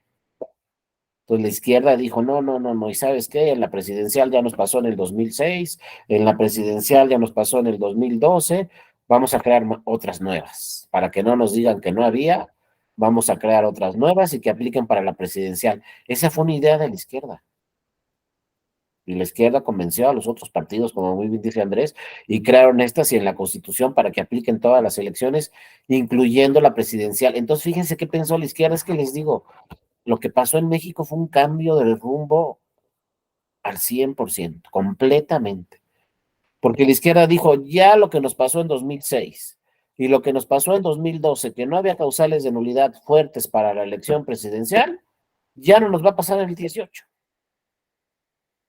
Cuando se aprobó esta reforma constitucional 14, de 2014, se pensaba que ya no iba a pasar en el 18, ya vamos a tener más causales de nulidad, más poderosas para el 18. Eso pensaba la izquierda, ¿y qué creen que pasó con la izquierda en el 18? Ganó con 18 puntos, pero no se lo imaginaban en el 14. Acuérdense que en el 14, no me acuerdo de ese dato, si fue después de la reforma, creo que sí, pero después de la reforma constitucional del 14 fue cuando nació Morena. No creo que antes. Morena nació también en 2014. Cuando nació Morena, pues le apareció esta reforma, ¿no? Adelante, Carlos, te escuchamos.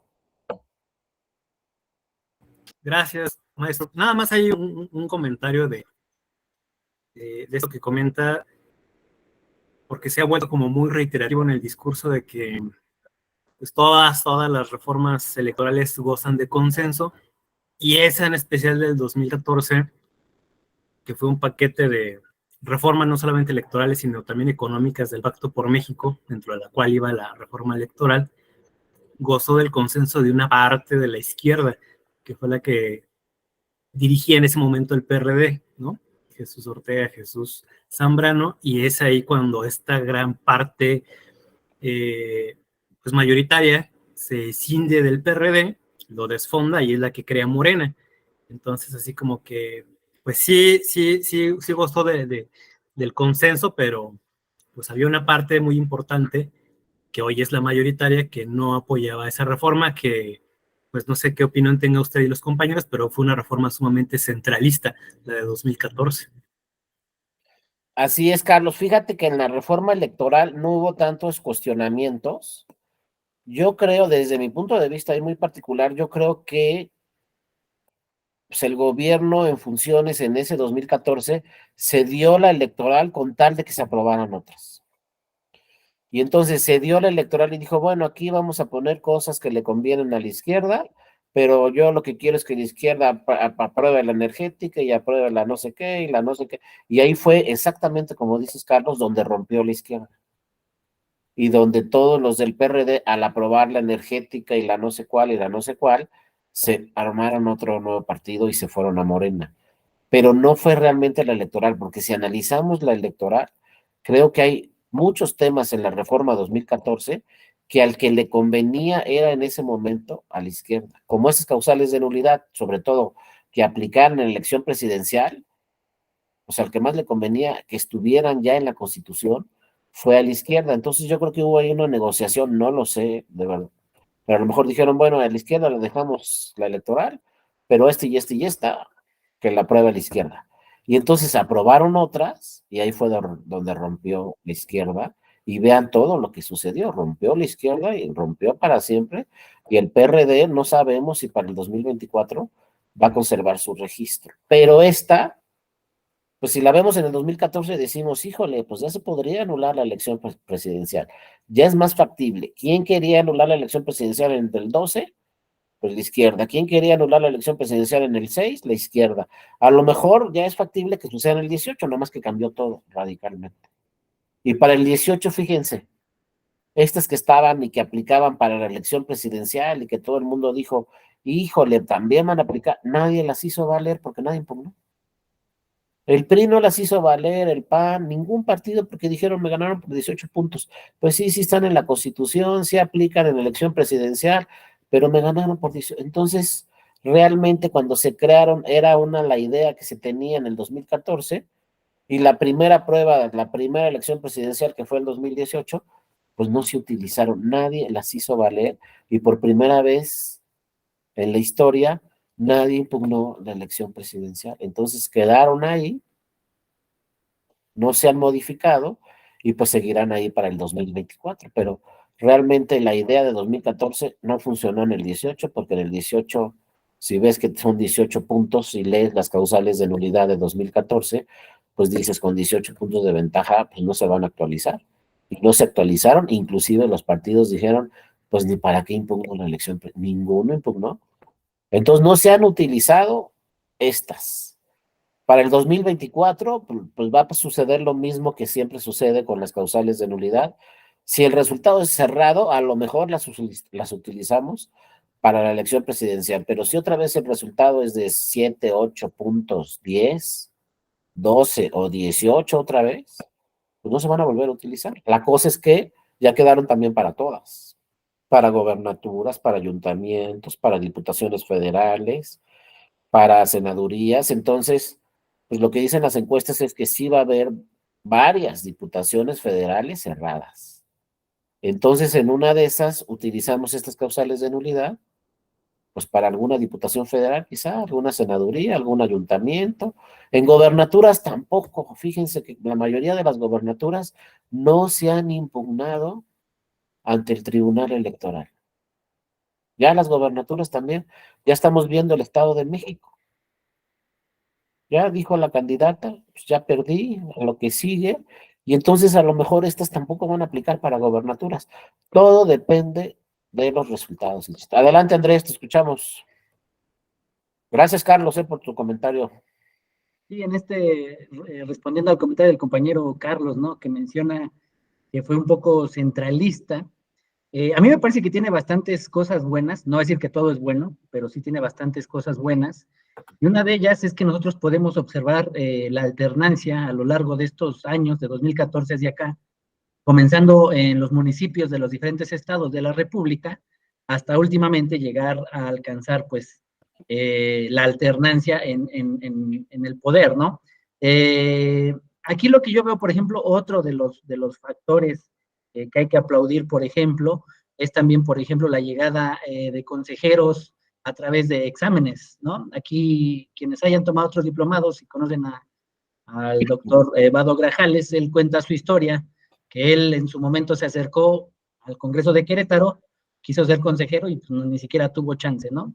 Se viene la reforma electoral 2014, él participa, pasa los filtros, llega a la entrevista y es nombrado consejero. Entonces, anteriormente, pues los consejeros tenían que tener algún contacto partidista, ¿no? Hoy, pues no sé si sea tan así, pero ya hay una forma, hay un filtro donde entran menos. Ese es uno, la otra es la alternancia, la otra es la fiscalización que se hace por parte del Instituto Nacional Electoral. Ya lo platicaba en clases pasadas igual el doctor Darío, es una tarea bastante pesada y que la carga sobre sus hombros el Instituto Nacional Electoral, esta parte de fiscalización por parte del INE sobre los partidos políticos en procesos electorales, ¿no? Y que no llevan los soples, los institutos electorales la han dejado de lado, así como la capacitación. Ustedes recordarán que los soples son los encargados de la capacitación de pues los funcionarios de las mesas directivas de casilla, ya sea en procesos locales o en procesos federales. Entonces, tiene bastantes cosas buenas, pero por ejemplo, esta parte que mencionas del federalismo, pues sí la dejó un poco de lado, y esto pues lo hacían con base en la experiencia, ¿no? Ya de 30 años del Instituto Nacional Electoral. Me parece que tiene cosas buenas, no digo que todo es bueno, hay cosas que todavía podemos mejorar, pero son las cosas buenas que yo de primer momento veo y era lo que quería comentar con base en el comentario. Gracias. No, gracias a ti, Andrés. Y sí, hay varias cosas que se tienen que revisar. Cualquier reforma electoral es perfectible, hay que revisar varias cosas. Por una parte tiene razón Andrés y por otra parte también tiene razón Carlos. Hay cosas que son muy centralistas, hay otras cosas que hay que revisar también, sobre todo este tema de que, bueno, desde mi punto de vista, ¿no? No es posible que un instituto dependa del presupuesto que le autorice un Congreso estatal.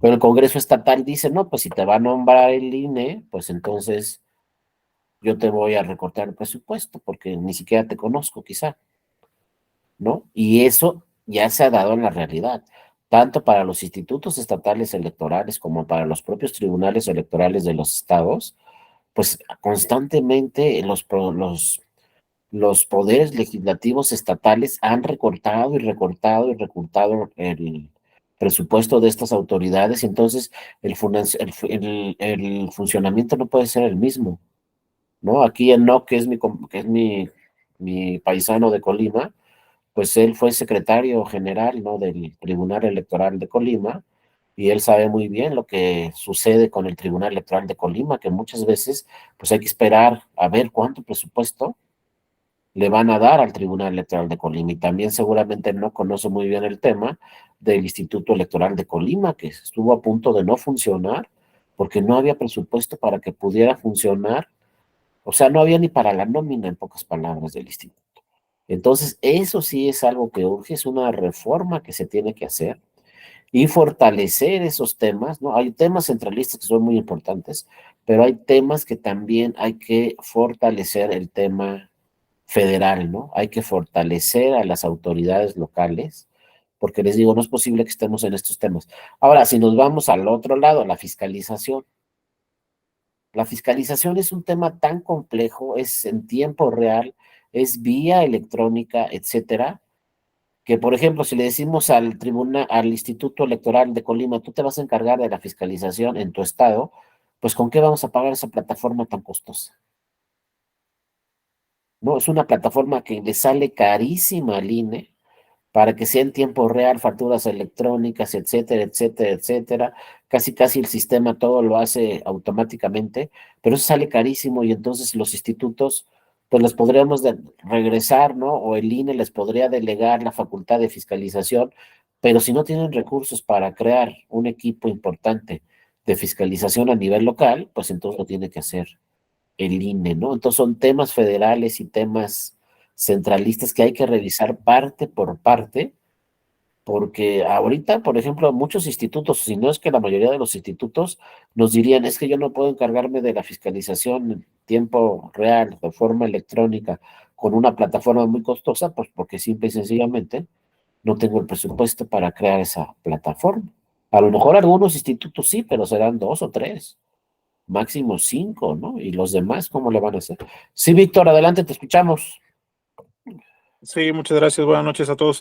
Pues también para comentar que parte de los institutos o los consejos electorales locales, aparte de las funciones que hacen para las elecciones, tanto de gobernadores, diputados locales, presidentes municipales, bueno, al menos aquí en San Luis, supongo que en algunos otros estados, tienen la función de organizar las elecciones de los consejeros de participación ciudadana para los municipios, los CEDESORE, CEDESOL, no sé cómo los determinan o cómo los nombran en los diferentes estados, pero digo, al menos aquí también tienen esa facultad de organizar ese tipo de selección o de elección de consejeros de los municipios en cuanto a participación ciudadana. ¿Cuánto?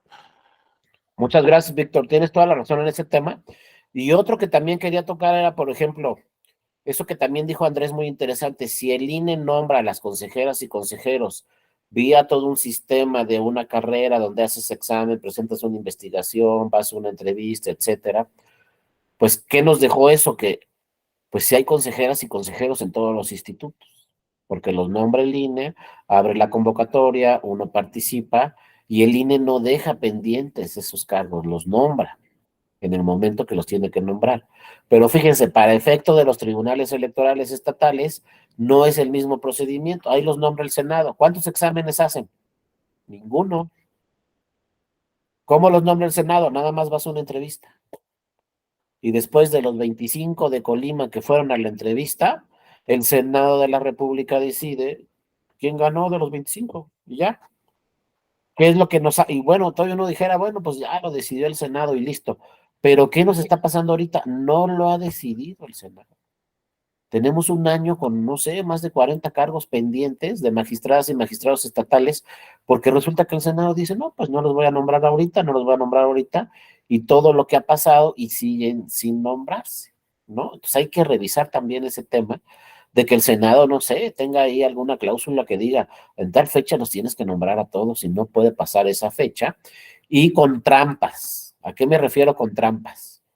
Pues que le digan al Senado de la República, como una vez lo hizo el Tribunal Electoral en Yucatán. No se decidía el Congreso Estatal de Yucatán. Ese asunto es de hace muchísimos años. Seguramente no lo conocen. Pero no se decidía el Tribunal de Yucatán en nombrar a los consejeros. No se decidía y no se decidía. Y entonces, ¿saben qué le dijo el Tribunal Electoral, la Sala Superior, al Congreso Estatal de Yucatán? Si en una semana no los nombras, va a ser por insaculación aquí en la Sala Superior. No los nombraron y ¿saben qué pasó? Por insaculación en la sala superior se nombraron a las consejeras y consejeros del Instituto Electoral de Yucatán. Ni modo, es que la insaculación no es la mejor fórmula, pero es la última. ¿Qué pasó con las consejeras y consejeros actualmente? Con la presidenta del INE.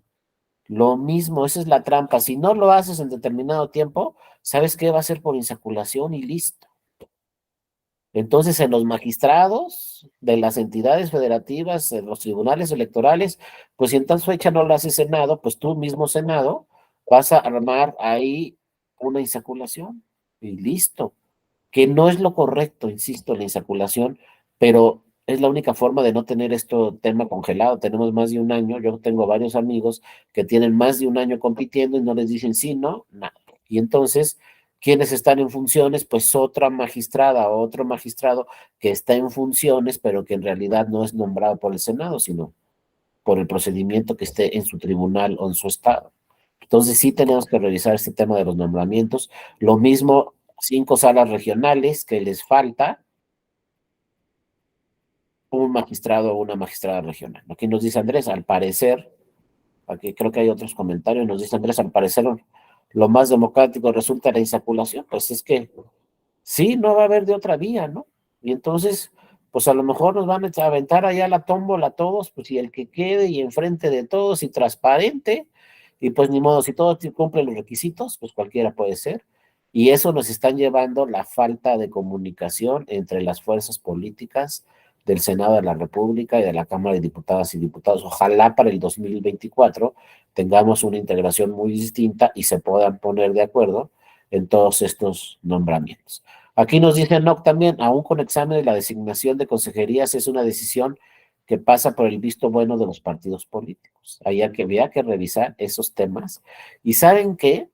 Como dice NOC, hay que revisar esos temas, pero a lo mejor terminamos, como dice Andrés, todo insaculación. ¿Y saben quién propuso eso de la insaculación? Pues no me lo van a creer, pero al que le gusta la insaculación es al presidente de la República. Al presidente de la República le gusta el tema de insaculación porque él dijo a su partido político en el 2018, los DRP del Senado de la República, acuérdense que hay una lista de RP de 32, el partido pone tú eres el 1 y tú eres el 32, ya platicamos que el 32 nunca va a llegar y el 1 seguramente va a llegar al Senado de la República de esa lista de 32 que pone el partido político, pues el presidente de la República le dijo a Morena, háganlo por insaculación. Escojan los del 1 al 32, los mejores para ser senadoras y senadores, y a una insaculación. Y a ti te tocó el 1, y a ti te tocó el 32, y pues ni modo. Y a ti te tocó el 15, y a ver si alcances a llegar o no alcances a llegar. Yo por ahí conocí a uno que me dijo que fui el último, creo que era el 14, y me dijo, entraron 14 y yo era el 14. Pues ya de plano, ¿no? Así, de sorteo. Y si quedas en el 16, pues te quedaste cerquita. Y si estás en el 8, pues depende de qué partido sea el tuyo, vas a entrar o no. Pero escoges a los mejor 32, insaculación, y entonces ya no se detiene el tema. Y pues ya nadie puede discutir porque pues ni modo, fue insaculación pública. Así como vean estos consejeros y consejeras del INE, ¿quién dijo algo? Pues no, nadie. Todos compitieron, todos aceptaron las reglas. La que tenemos de presidenta del INE, pues ganó en insaculación y ya nadie dijo nada, nadie cuestionó nada, y fue en insaculación y listo, ¿no? Entonces, yo no sé si vamos a terminar en esa vía, que no es lo mejor, pero a lo mejor sí. Aquí, Carlos, nos dice en la revista Voz y Voto del mes de mayo de este año, Gabriela del Valle hace una buena reflexión en el artículo que se titula Debe mejorarse el método de designación de las magistraturas electorales en México. Lo voy a leer, muchas gracias, Carlos. Le voy a dar una leída a esa revista que de hecho ha trabajado mucho con nosotros, Gloria, que es la que la lleva, la que la dirige. Entonces le voy a dar una leída a ver qué comenta, ¿no? La magistrada sobre este tema del nombramiento del Senado de la República de estos cargos y de todos, porque no es posible que ya vamos a entrar al proceso electoral y pues en todos los tribunales falta un cargo, una magistrada o un magistrado. Y en las salas regionales también, y ahorita la sala especializada, pues hay una magistrada que sale en septiembre, ya salió la convocatoria, obviamente son puras mujeres, porque la que sale es una magistrada, pero a ver si nombran antes del proceso electoral. o no se quedan ahí también la sala especializada con 2 magistrados y uno que está sustituto en lo que nombran el nuevo cargo. Ahorita sigue la magistrada, pero si no mal me equivoco, su encargo termina en septiembre y pues veremos si para el segundo periodo de sesiones, pues el Senado de la República ya nombra todos estos cargos que faltan de nombrarse o nos vamos a entrar ya de plano de lleno, así con esos nombramientos que faltan. No, aquí nos dicen, no, que en muchos casos, lamentablemente, la designación de consejerías y magistraturas se convierte en un reparto de cuotas entre cuates. Y creo, es más, creo que en Colima, ahí no falta magistrada, ¿verdad? No, creo que la magistrada sigue en funciones hasta que haya un nuevo nombramiento, o cómo es el proceso en Colima, ya no me acuerdo bien. ¿Sí les falta un magistrado? Hola, estimado Darío, ¿cómo estás? Buenas tardes. Bien, Enoch, ahí cómo está la cosa. Y en Colima son 3 magistraturas numerarias y 2 supernumerarias. Los 2 supernumerarios ya excedieron el nombramiento que tenían y uno de ellos renunció, el otro se mantiene, el mismo del año 2005, todavía como magistrado en la magistratura, y falta una magistrada numeraria que renunció. Entonces está conformado ahorita, están 2 magistraturas numerarias y un supernumerario operando de 5.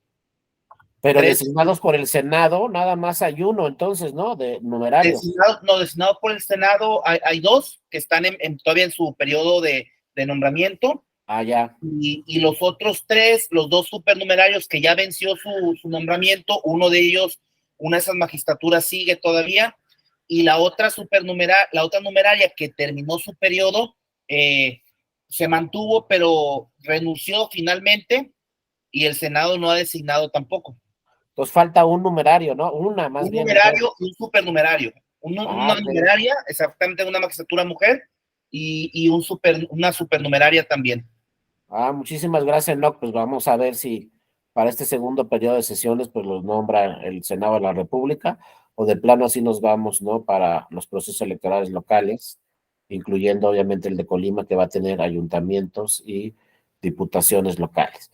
También nos dice por acá nos dice Andrés, en Hidalgo también falta un magistrado porque se llaman numerarios. Sí, ahí se fue un magistrado que era una excelente persona y terminó su encargo, y pues veremos, ¿no? Ahí sí lo van a cubrir quizá por otro hombre, no sé cómo quedó ahí el tema, pero vamos a ver qué pasa en el estado de Hidalgo. Y así nos podemos ir a todos los estados, y en todos los estados faltan, ven, aquí en Querétaro faltan 2, la duda es por qué se llaman numerarios.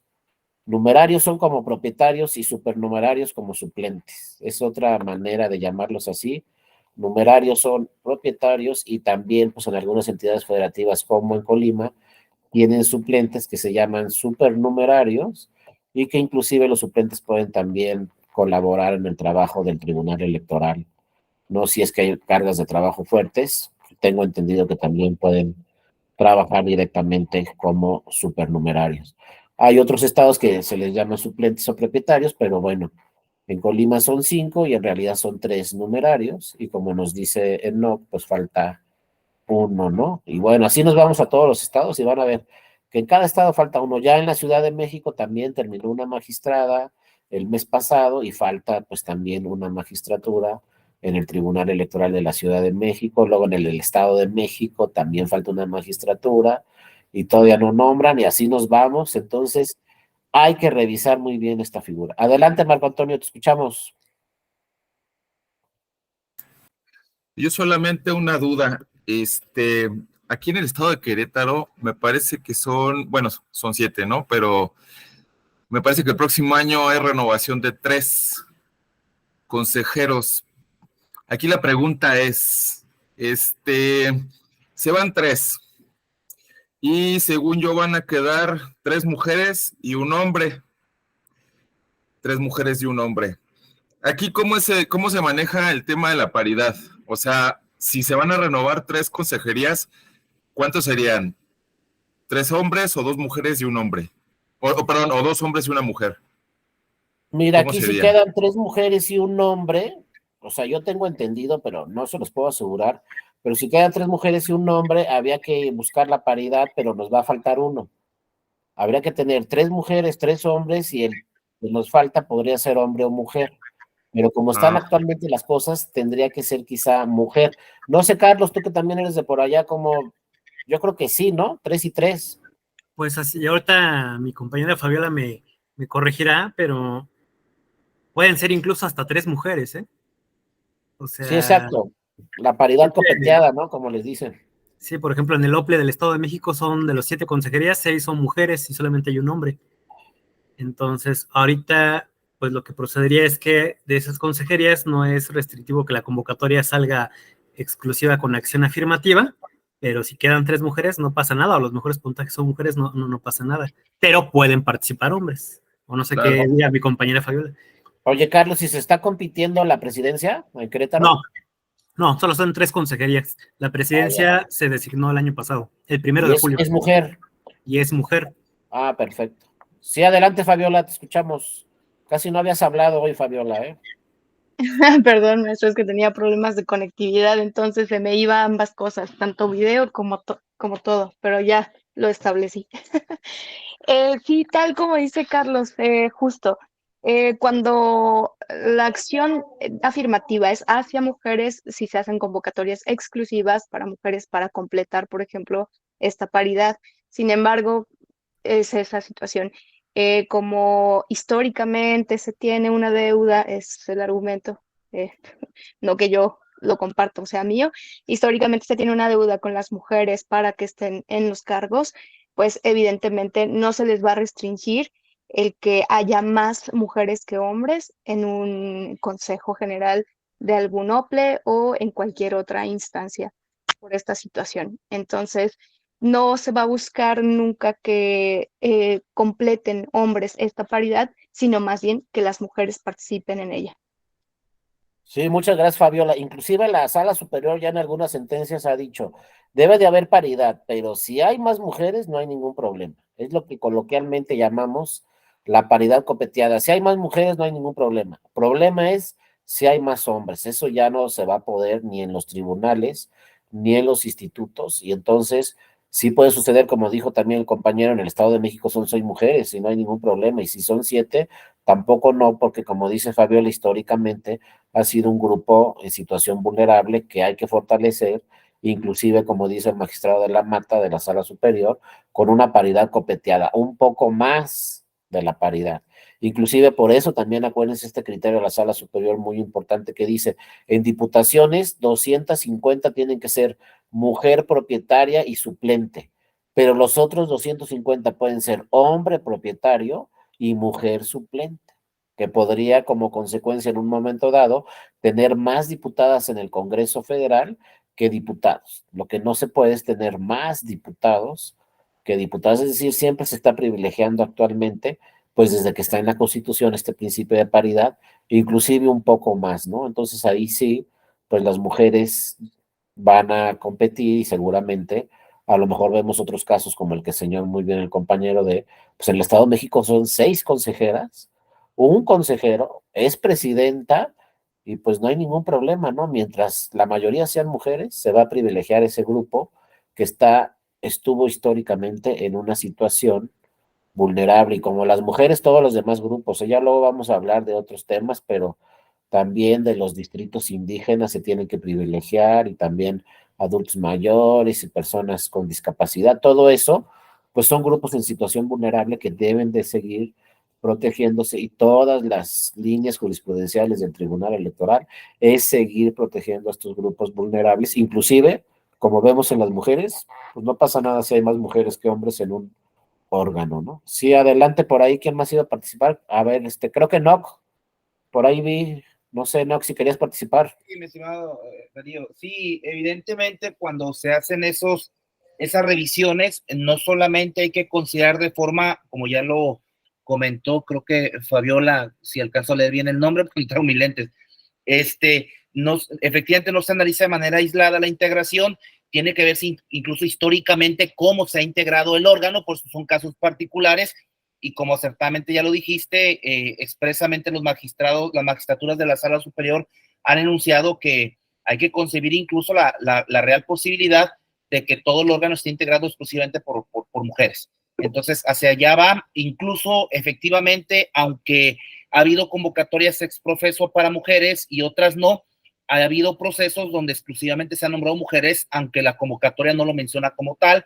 Hay quien ha impugnado aduciendo que es discriminación, hay quien dice que es discriminación positiva, pero al final de cuentas el criterio es, como ya se estableció, es una deuda histórica que se está buscando compensar. Al ser una acción afirmativa, pues es una medida transicional que busca, no se queda ahí, creo que ha sido el error de México, no se debe quedar ahí, sino que tiene que generar condiciones para que puedan en igualdad de oportunidades participar. Sin embargo, se ha avanzado mucho desde esta perspectiva, ¿no? Y en el caso de las presidencias, tanto, sobre todo de los órganos jurisdiccionales electorales locales como lo maneja la LGIP, se analizan dos aspectos, lo que es la alternancia, pero también el tema de que sea rotatorio, ¿no? Entonces, también esa parte juega a la hora de revisar el tema del género. Es cuanto. Así es, Enoch, muchísimas gracias por ese tema tan interesante que tocas. Y ojo, además de los cargos que habla Enoch, también los partidos políticos hacen lo suyo. Ahorita está medio rara la cosa con los partidos políticos, porque fíjense, pues todos los estatutos y la propia ley y el tribunal ha dicho, si es presidente nacional del partido, tiene que ser secretaria general, mujer. Pero ahora resulta que todos los partidos tienen presidente y todos los partidos tienen secretaria general.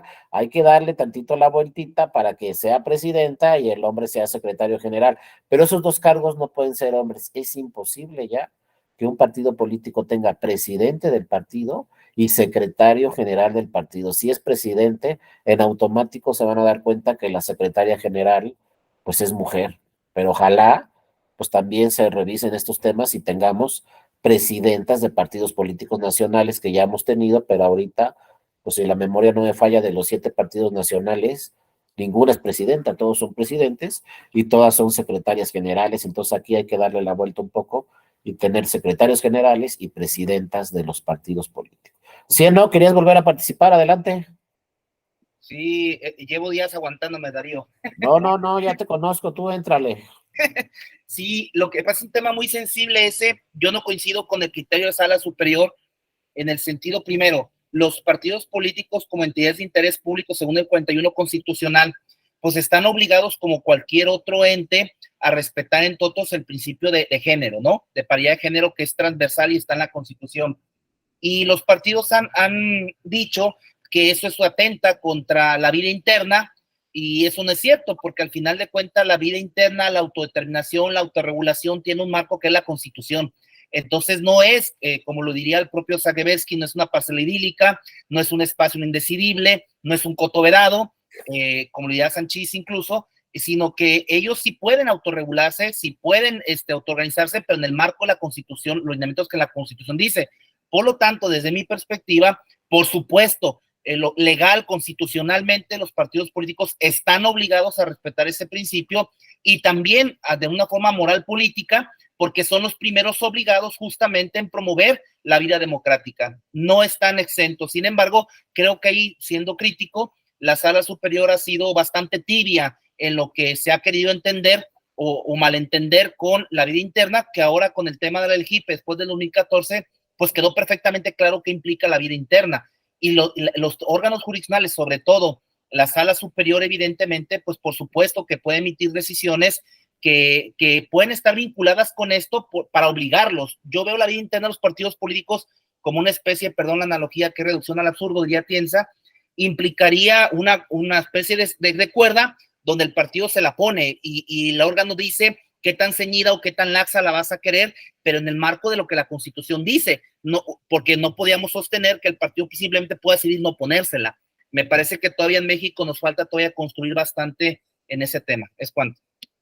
Sí, muy interesante tu comentario también, Enoch, y hay que trabajar sobre todo por temas, fíjense, no tanto qué dice el tribunal o qué dice la ley, sino temas culturales, porque un partido político tiene sus asambleas y tiene sus consejeros nacionales y ellos tienen que votar por mayoría por sus decisiones, pero si cambiamos la cultura política de las mexicanas y los mexicanos, pues entonces el mismo partido en procedimientos democráticos vía sus consejeras y consejeros, pues van a empezar a tomar las decisiones directas de, pues vamos a nombrar una presidenta del partido, pero porque así lo decide claramente las consejeras y los consejeros nacionales por mayoría de votación y no porque viene una sentencia del tribunal o porque viene un principio constitucional, sino que sea un tema natural, ¿no? Un tema de cultura política, un tema que tenemos que trabajar mucho para que no sean las leyes, como dice muy bien el NOCO, temas del Tribunal Electoral los que nos obliguen, sino sea democrático directamente desde la instancia original, es decir, que las consejeras y los consejeros nacionales tomen esa determinación y sean ellos directamente los que digan, pues queremos tener presidenta nacional del partido y se lleve la votación por parte de todas las consejeras y todos los consejeros y digan, pues sí, vamos a votar por una presidenta, como pasó ahorita, por ejemplo, en el PRI y en Morena, que votaron para que ampliara su periodo el presidente del partido. Ese caso llegó hasta el tribunal y el tribunal dijo, pues si así lo decidió las consejeras y los consejeros en la Asamblea Nacional, de que quieren darle un año más a Mario Delgado y quieren darle un año más a Alejandro Moreno, pues es una decisión democrática y hay que respetarla, pero ojalá esas decisiones democráticas dentro de los partidos pues también revisen estos temas de las mujeres y sea natural el elegir a una mujer. Ahora, otro tema ya nada más para terminar. Ojo, va a entrar otro principio también relacionado con las mujeres. Ya se está trabajando, ya tiene una línea, inclusive el Tribunal Electoral, de el principio de alternancia. Ojo, ya algunas entidades federativas lo están trabajando. No sé si en Colima, no sé, pero en otros estados ya se está trabajando. ¿Qué quiere decir el principio de alternancia? Que va a estar en las leyes, ¿eh? Que si ahorita, por ejemplo, a lo mejor ustedes van a decir, pero no, ¿cómo va a pasar eso? Pues puede ser que pase. Que si ahorita tenemos gobernador, en la siguiente tiene que ser gobernadora. Y si ahorita tenemos gobernadora, en la siguiente tiene que ser gobernador. Algo así como el INE. Si ahorita es presidente, la que sigue es presidenta. Y después presidente, y luego ese es el principio de alternancia, no es de paridad, es de alternancia.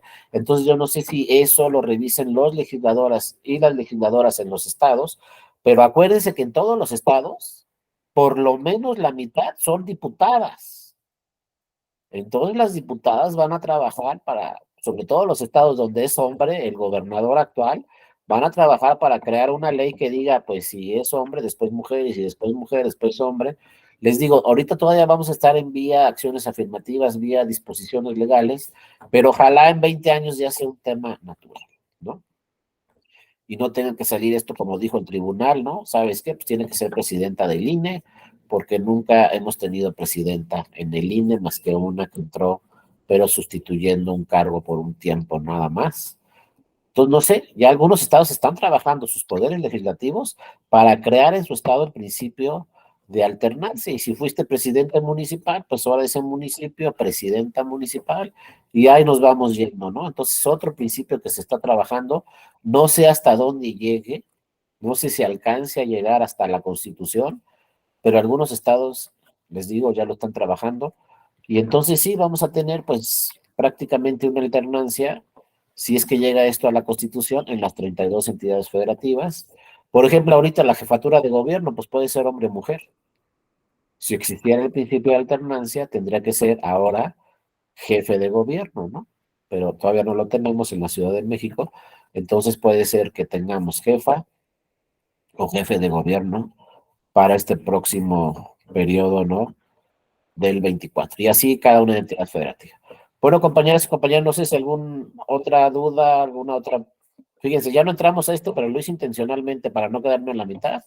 Ya mañana entramos a revisar estas causales de nulidad que están en la Constitución y como les digo, por estar en la Constitución, pues quiere decir que van a aplicar para todas las elecciones del 2024, incluyendo la elección presidencial. Bueno, con esto terminamos. Muchas gracias a todas y a todos. Muchas gracias por sus comentarios de todas y todos. Y mañana seguimos comentando distintos temas. Gracias, les mando un fuerte abrazo a todas y a todos. Cuídense mucho y nos vemos mañana. Gracias. Misma hora, mismo canal. Gracias, Andrés, gracias, Carlos, Enoc, muchas gracias, Fabiola, gracias, Carlos, Lara, gracias, María, Edgar, Gustavo, Alberto, Edgardo, muchas gracias a todas y todos.